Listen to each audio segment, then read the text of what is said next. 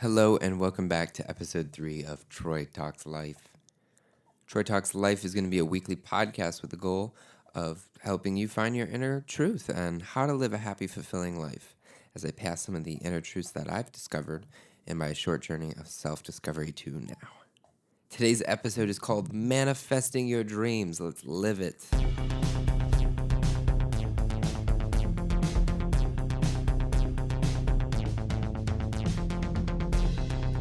Nothing in life is guaranteed, but I believe you have to take the risk and focus on what you want and not live in the fear of not getting it.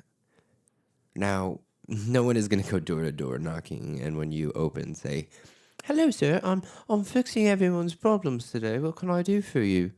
No. The only person who can help you is you.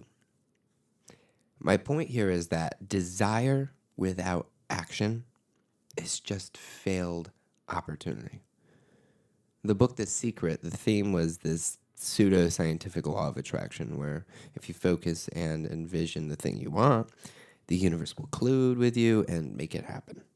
See, now, I have a few issues with this. I mean, realistically, we don't get everything we want from dreaming or even trying to manifest our dreams. That is just reality. I don't believe it's wrong to want something, but more so than the universe, I believe it's the people around us that have a great deal in helping us achieve these magical outcomes. I believe that talking about your desires out loud is a great way to help yourself let others know what you want. You know, when our families and our friends know that we're trying to achieve a specific thing, you'll find other minds trying to solve your problem, trying to help you achieve it. And if they don't know what you want, they can't think about your desires during the day for you.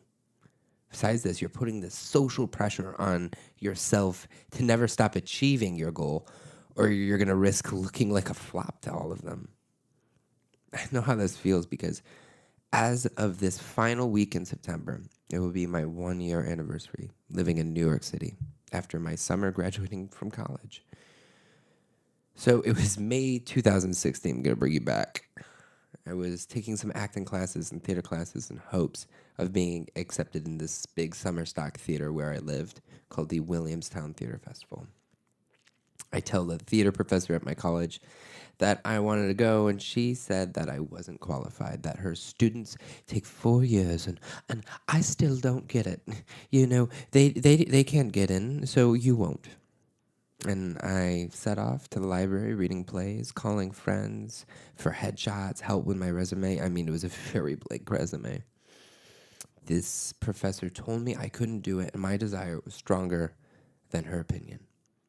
Everyone helped and supported me. There are people that helped me submit the app, and I just sat there and I waited to hear. And months after, I found out that I was finally accepted. I was going to join their acting company as an actor apprentice. I had to present this scene from Anton Chekhov's The Seagull in front of the entire theater community at my college before I was to graduate. And my professor that didn't believe in me was sitting right in the middle. I did the scene with my partner, and we were the only ones without scripts. We were the one who put the most effort in. After I did it, she approaches me and she says, "Troy, that was wonderful. Wow. I've never seen you act before. You're very talented." Where I replied, "Oh, by the way, I got into the theater festival." And God, I mean, it felt good to be right. But it was more than that drive to not be a flop that I'm suggesting about. But manifesting your desires is about reaching a level of understanding of how much effort, persistence that you put into the vision of your future self. And so my summer at the festival turned out to be life and career changing exactly as I had envisioned it. And after hearing about all the opportunities in New York City and all the other apprentices were living there or near there, I knew that the next step would be moving to a large city, you know, a place far away from all that small town thinking I grew up in. Once again, I envisioned that future. I wanted it. I could feel how happy I was walking around the streets at night, you know, watching comedy, going to theater, auditioning, writing. I told everyone at the festival, I said, I have this dream that I'm going to be living in New York City in September. So yeah, you'll probably see me in the city. You'll see me. And everyone just resonated back. Amazing. Oh my God, you'd be perfect living in New York. At that point, the festival was about to end in August, actually August 29th. I was finishing up these final projects, cleaning up the theater, and eventually making plans to manifest what I just told all my new friends. My parents were expecting that I would be moving back to Florida with them after the theater festival. As I had other plans, I couldn't share much with them, so I needed the help of other friends that could help lodge me, offer me best advice, and manifesting this new life in New York City. I ended up taking the train down, spending 2 different occasions searching for apartments that were affordable. I was going to 3 listings a day for over 2 weeks. I was exhausted. I kept trying, and one night I was about to go to a comedy show, and I went to see a listing instead, and decided after I saw it that it was the perfect first home. Looking back, over a year of living here, I can tell you for sure that I wasn't expecting that I could manifest my desire so quickly.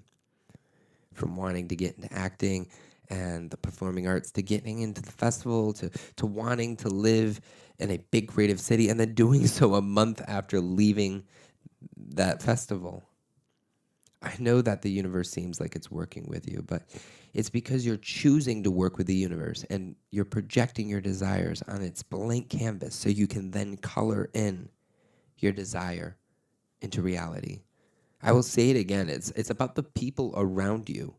You can see it in theater when everyone is needed to build that show, and even sometimes there's overhire. I mean, it's about trusting in your own efforts and then having faith that the people around you care and that opportunities come to those who make them.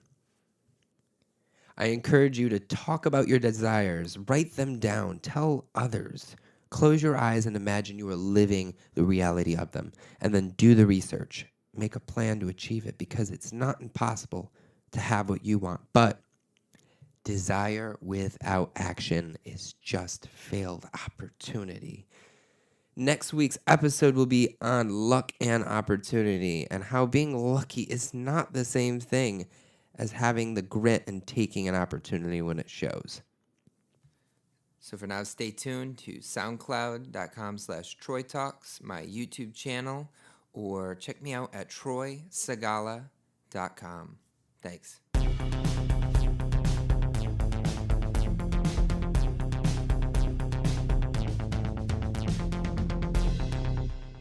Troy Talks Life.